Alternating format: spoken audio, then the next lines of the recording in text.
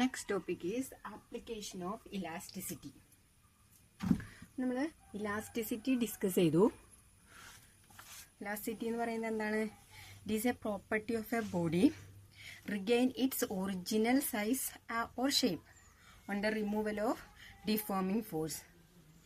ശരിയല്ലേ? അപ്പം നമ്മളത് പറയുന്ന ടൈമിൽ തന്നെ പറഞ്ഞിരുന്നു, ഓരോ മെറ്റീരിയലിൻ്റെയും ഇലാസ്റ്റിക് ലിമിറ്റ് അറിഞ്ഞാൽ മാത്രമാണ് അത് ഏത് പർപ്പസിന് വേണ്ടി യൂസ് ചെയ്യാൻ പറ്റുമെന്ന് നമുക്കറിയാനായിട്ട് സാധിക്കുള്ളൂ. അപ്പോൾ ഓരോ മെറ്റീരിയലിൻ്റെയും ഇലാസ്റ്റിസിറ്റി അല്ലെങ്കിൽ ഇലാസ്റ്റിക് ലിമിറ്റ് അറിയേണ്ടത് ഇമ്പോർട്ടൻ്റ് ആണ്. So what are the application of elasticity? നമുക്ക് രണ്ട് ആപ്ലിക്കേഷനാണ് പഠിക്കാനുള്ളത്. First one, thickness of metal rope used in cranes. നമുക്കറിയാം, ക്രെയിൻ നമ്മൾ എന്തിനു വേണ്ടി യൂസ് ചെയ്യണത്? Cranes are used to lift heavy loads. ശരിയല്ലേ? ഹെവി ലോഡിന് ലിഫ്റ്റ് ചെയ്യാൻ വേണ്ടിയിട്ടാണ് നമ്മൾ ക്രെയിൻസ് യൂസ് ചെയ്യുക. അപ്പോൾ അങ്ങനെ വരുന്ന ടൈമിൽ ആ ക്രെയിനിന് നമ്മളൊരു റോപ്പ് യൂസ് ചെയ്യും. സാധാരണഗതിയിൽ സ്റ്റീലിൻ്റെ റോപ്പാണ് കൂടുതലും യൂസ് ചെയ്യുക. അപ്പോൾ ആ സ്റ്റീലിൻ്റെ ഇലാസ്റ്റിക് ലിമിറ്റ് അറിയണം. അതിൻ്റെ ഇലാസ്റ്റിക് ലിമിറ്റ് അറിയാമെന്ന് പറഞ്ഞു കഴിഞ്ഞാൽ ആ റോപ്പിന് എത്രത്തോളം തിക്നെസ് ഉണ്ടായിരിക്കണമെന്ന് അറിയണം. ശരിയല്ലേ? അപ്പോൾ ക്രെയിനിൽ യൂസ് ചെയ്യുന്ന റോപ്സിന്റെ തിക്നെസ് മെഷർ ചെയ്യാൻ വേണ്ടിയിട്ട് നമ്മൾ ഇലാസ്റ്റിസിറ്റി ആപ്ലിക്കേഷൻ യൂസ് ചെയ്യും. ഇലാസ്റ്റിസിറ്റിയുടെ ആപ്ലിക്കേഷൻ എന്ന് പറഞ്ഞു കഴിഞ്ഞാൽ നമുക്കറിയാം, നമ്മൾ ഇലാസ്റ്റിസിറ്റിയിലാണ് സ്ട്രെസ്സും സ്ട്രെയിനും ഒക്കെ സ്റ്റഡി ചെയ്യണത്. സ്ട്രെസ് എന്ന് പറയുന്നത് നമുക്കറിയാം which is equal to force by area ആണ്, അല്ലേ? ഇനി ഇവിടെ നിന്ന് നമ്മൾ എങ്ങനെയാണ് ഈ ഒരു ഇലാസ്റ്റിസിറ്റി എന്ന് പറയുന്ന ചാപ്റ്ററിൽ വരുന്ന ഒരു ഇമ്പോർട്ടൻറ്റ് ടേമാണ്. സോ ഇലാസ്റ്റിസിറ്റിയുടെ ആപ്ലിക്കേഷനിൽ സ്ട്രെസ്സിന് ഇമ്പോർട്ടൻസ് ഉണ്ടായിരിക്കും. ഇനി ഇതിൽ നിന്ന് നമ്മൾ എങ്ങനെയാണ് തിക്നെസ് മെഷർ ചെയ്യാം? തിക്നെസ് മെഷർ ചെയ്യാൻ നമുക്ക് അറിയേണ്ടത് ആ റോപ്പിന്റെ റേഡിയസ് അറിയണം. നമുക്കറിയാം, ഒരു റോപ്പിന് ആ റേഡിയസ് ഉണ്ടെങ്കിൽ അതിന്റെ ഏരിയ എന്ന് പറയുന്നത് πr² ആയിരിക്കും. സോ ഇവിടെ നിന്ന് നമുക്ക് ഏരിയ കാൽക്കുലേറ്റ് ചെയ്യാം. Area equal to force by stress എന്ന് കിട്ടി. ശരിയല്ലേ? ഇനി ഏരിയ എന്ന് പറയുന്നത് πr² ആണ്, which is equal to force by stress. ഇതിൽ നിന്ന് നമുക്ക് റേഡിയസ് മെഷർ ചെയ്യാനായിട്ട് സാധിക്കും. ഇവിടെ സ്ട്രെസ് കറസ്പോണ്ട് ചെയ്യുന്നത് എന്തിനാണ്? ഇലാസ്റ്റിക് ലിമിറ്റിനെയാണ്. അതേപോലെ ഫോഴ്സ് കറസ്പോണ്ട് ചെയ്യുന്നത് എന്തിനാണ്? ആ വെയിറ്റ് ഓഫ് ദി ബോഡിയാണ് ലിഫ്റ്റഡ്. ഇനി from the area of cross section radius of rope can be found out. അപ്പോൾ നമ്മൾ ഇലാസ്റ്റിസിറ്റിയുടെ ആപ്ലിക്കേഷൻ യൂസ് ചെയ്തുകൊണ്ടാണ് ഈ ക്രെയിനിൽ യൂസ് ചെയ്യുന്ന റോപ്സിന്റെ റേഡിയസ് നമ്മൾ കാൽക്കുലേറ്റ് ചെയ്യുക. അതാണ് ഫസ്റ്റ് ആപ്ലിക്കേഷൻ. ഇനി സെക്കൻഡ് ആപ്ലിക്കേഷൻ എന്ന് പറയുന്നത് ഒരു സ്ട്രക്ചറൽ ആപ്ലിക്കേഷൻ ആണ്. അതിന്റെ കൺസ്ട്രക്ഷൻ ഓഫ് ബ്രിഡ്ജസ്. ഈ ബ്രിഡ്ജസിനെ തന്നെ പറയുന്ന മറ്റൊരു പേരാണ് ഗിർഡേഴ്സ്. ഗിർഡേഴ്സ് എന്ന് പറയുന്ന ഒരു ടേം നിങ്ങൾക്ക് ഫെമിലിയർ ആയിരിക്കില്ല. അപ്പൊ നമ്മൾ ബ്രിഡ്ജസിൽ തന്നെ നമുക്ക് കോൺക്രീറ്റ് ബ്രിഡ്ജ് ഉണ്ട്, അതേപോലെ തന്നെ മെറ്റൽസ് യൂസ് ചെയ്തിട്ടുള്ള ബ്രിഡ്ജ് ഉണ്ട്. അതിൽ മെറ്റൽസ് യൂസ് ചെയ്തുകൊണ്ടുള്ള ബ്രിഡ്ജിനെ നമ്മൾ പറയുന്ന പേരാണ് ഗിർഡേഴ്സ്. അപ്പൊ നമുക്കറിയാം, കോൺക്രീറ്റ് ബ്രിഡ്ജിനേക്കാളും കുറച്ചും കൂടി നമ്മൾ യൂസ് ചെയ്യുക സാധാരണ മെറ്റൽ ബ്രിഡ്ജാണ്. കാരണം എന്താണ്? കുറച്ചും കൂടി സ്ട്രോങ് ആയിരിക്കും മെറ്റൽ ബ്രിഡ്ജ്. അപ്പോൾ സോ ഗിർഡേഴ്സിലൊക്കെ നമ്മൾ ഇലാസ്റ്റിസിറ്റിയുടെ ആപ്ലിക്കേഷൻ യൂസ് ചെയ്യുന്നുണ്ട്. ഇനി എങ്ങനെയാണത് ഇലാസ്റ്റിസിറ്റിയുടെ ആപ്ലിക്കേഷൻ യൂസ് ചെയ്യുന്നത് നമുക്ക് നോക്കാം. ഇപ്പൊ നമ്മളൊരു ബ്രിഡ്ജ് കൺസിഡർ ചെയ്യാണ്. ഇത് ബ്രിഡ്ജിന്റെ ലെങ്ത് പോർഷൻ ആണ്. നമുക്ക് L എന്ന് ചൂസ് ചെയ്യാം.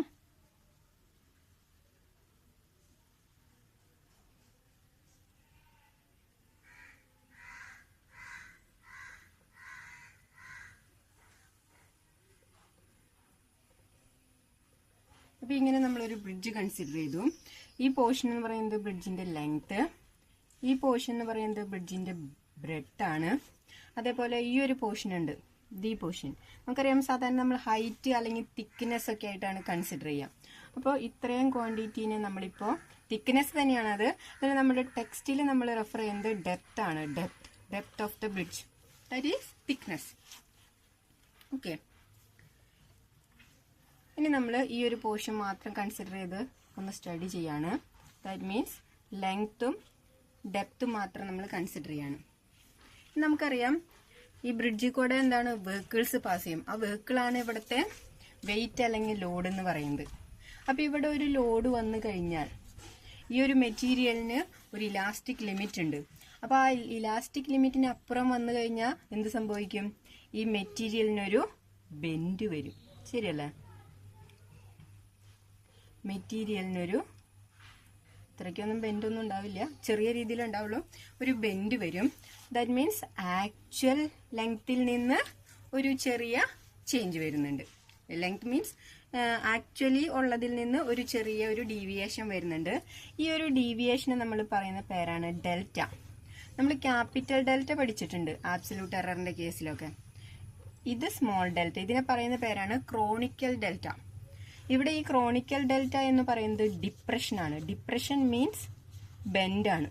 ഓക്കെ, അപ്പോൾ ഇവിടെ ഈ ഡെൽറ്റ റെപ്രസെന്റ് ചെയ്യുന്നത് ഇതിൽ ലോഡ് കൂടിക്കഴിഞ്ഞാൽ അല്ലെങ്കിൽ ഒരു പർട്ടിക്കുലർ മെറ്റീരിയലിന്റെ ഇലാസ്റ്റിക് ലിമിറ്റിന് ശേഷം ലോഡ് വന്നു കഴിഞ്ഞാൽ ഈ മെറ്റീരിയലിന് ഉണ്ടാകുന്ന ഈ ബെൻഡിനെ പറയുന്ന പേരാണ് ഇവിടുത്തെ ഡിപ്രഷൻ. അപ്പൊ എപ്പോഴും നമ്മൾക്ക് ബ്രിഡ്ജ് സ്ട്രോങ് ആയിരിക്കണമെങ്കിൽ എന്ത് വേണം?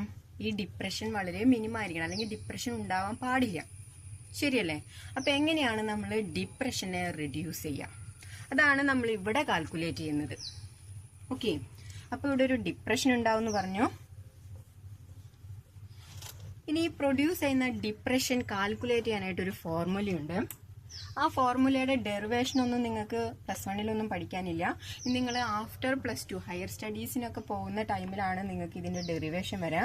അപ്പോൾ ആ ഡിപ്രഷൻ കാൽക്കുലേറ്റ് ചെയ്യുന്ന ഫോർമുല എന്ന് പറയുന്നത് delta equal to W L³ divided by 4 × B × D³ Y. ഇനി ഇതിൽ ഓരോ ടേംസ് എന്താന്ന് നോക്കിയേ. W എന്ന് പറയുന്നത് ഇതിലൂടെ പാസ് ചെയ്ത് പോകുന്ന വെഹിക്കിളിന്റെ വെയിറ്റ് ആണ്, അല്ലെങ്കിൽ ലോഡ്. L എന്ന് പറയുന്നത് ലെങ്ത് ഓഫ് ദ ബ്രിഡ്ജ്. 4 എന്ന് പറയുന്നത് ഒരു കോൺസ്റ്റന്റ് ആണ്. B എന്ന് പറയുന്നത് breadth of the bridge. D is the depth of the bridge or thickness of the bridge, and Y is the Young's modulus of the material used for the construction of bridge. ശരിയല്ലേ? അങ്ങനെയാണെങ്കിൽ നമ്മളുടെ choice എന്ന് പറയുന്നത് ഈ ഡിപ്രഷനെ reduce ചെയ്യണം, അല്ലെങ്കിൽ depression കുറയ്ക്കണം. അപ്പൊ ഈ ഒരു ഇക്വേഷനിൽ തന്നെ നോക്കുകയാണെങ്കിൽ ഡിപ്രഷൻ കുറയ്ക്കാനുള്ള മാർഗങ്ങൾ ഈ ഒരു ഇക്വേഷനെ നമുക്ക് നോക്കുകയാണെങ്കിൽ ന്യൂമറേറ്ററിലെ വാല്യൂസ് എന്ത് ചെയ്യണം? നമുക്കറിയാം ന്യൂമറേറ്ററിലെ വാല്യൂസ്, അതായത് വെയിറ്റ് കുറയണം, ലോഡ് കുറയണം. അപ്പോൾ ഡിപ്രഷൻ കുറയണമെങ്കിൽ ആദ്യം വേണ്ട ഒരു മെത്തേഡ് എന്ന് പറയുന്നത് ഒന്നുകിൽ വെയിറ്റ് കുറയണം അല്ലെങ്കിൽ ലെങ്ത് കുറയണം. ഇനി അതല്ല എന്നുണ്ടെങ്കിൽ എന്ത് ചെയ്യണം? ഡിനോമിനേറ്ററിലെ ക്വാണ്ടിറ്റീസ് കൂടണം. അപ്പൊ ന്യൂമറേറ്ററിലെ ക്വാണ്ടിറ്റീസ് കുറഞ്ഞാലും ഡിപ്രഷൻ കുറയും, ഡിനോമിനേറ്ററിലെ ക്വാണ്ടിറ്റി കൂടിയാലും ഡിപ്രഷൻ കുറയും. ശരിയല്ലേ? ഇനി നമുക്ക് ഓരോന്നും സ്പെസിഫിക് ആയിട്ട് നോക്കാം. അപ്പൊ നമുക്കറിയാം വെയിറ്റ് കുറയാം. വെയിറ്റ് കുറയുക എന്ന് പറയുന്ന ഒരു കോൺസെപ്റ്റ് പോസിബിൾ ആണോ? ഈ ഒരു ബ്രിഡ്ജിൽ കൂടെ പല ടൈപ്പ് വെഹിക്കിൾസ് കടന്നു പോകും. അപ്പോൾ ഇത്രയും വെയിറ്റ് ഉള്ള വെഹിക്കിൾസ് മാത്രം ഈ ബ്രിഡ്ജിൽ കൂടെ കടന്നു പോകാൻ പറ്റുള്ളൂ എന്ന് പറയാനായിട്ട് ഒരിക്കലും കഴിയില്ല. സോ നമുക്ക് ഒരിക്കലും വെയിറ്റ് കുറയ്ക്കാൻ പറ്റില്ല. ഇനി length of the bridge, length of the bridge കുറയ്ക്കാൻ പറ്റുമോ? ഒരു പർട്ടിക്കുലർ ലിമിറ്റ് വിട്ട് നമുക്ക് ഈ ബ്രിഡ്ജിന്റെ ലെങ്ത് കുറച്ച് കഴിഞ്ഞാൽ, ബ്രിഡ്ജ് നമ്മൾ എന്തിനാ 2 എൻഡുകൾ കൂട്ടി കണക്ട് ചെയ്യാനായിട്ടാണ് യൂസ് ചെയ്യണത്. അപ്പോൾ അങ്ങനെ എൻഡുകൾ കൂട്ടിമുട്ടിയില്ലെങ്കിൽ പിന്നെ ബ്രിഡ്ജ് കൊണ്ട് ഉപകാരമില്ല. സോ നമുക്ക് ഒരു ലിമിറ്റ് വിട്ട് ബ്രിഡ്ജിന്റെ ലെങ്ത് കുറയ്ക്കാൻ പറ്റില്ല. പിന്നെ 4 എന്ന് പറയുന്നത് ഒരു കോൺസ്റ്റന്റ് ആണ്. പിന്നെ Y എന്ന് പറയുന്നത് Young's modulus of the material, അതും കോൺസ്റ്റന്റ് ആണ്. നമുക്ക് അതും കൂട്ടാനായിട്ട് പറ്റില്ല. ഇനി ഇവിടെ നമുക്ക് ഒന്നുകിൽ ബ്രിഡ്ജിന്റെ ബ്രെഡ്ത്ത് കൂട്ടാം അല്ലെങ്കിൽ ഡെപ്ത് കൂട്ടാം.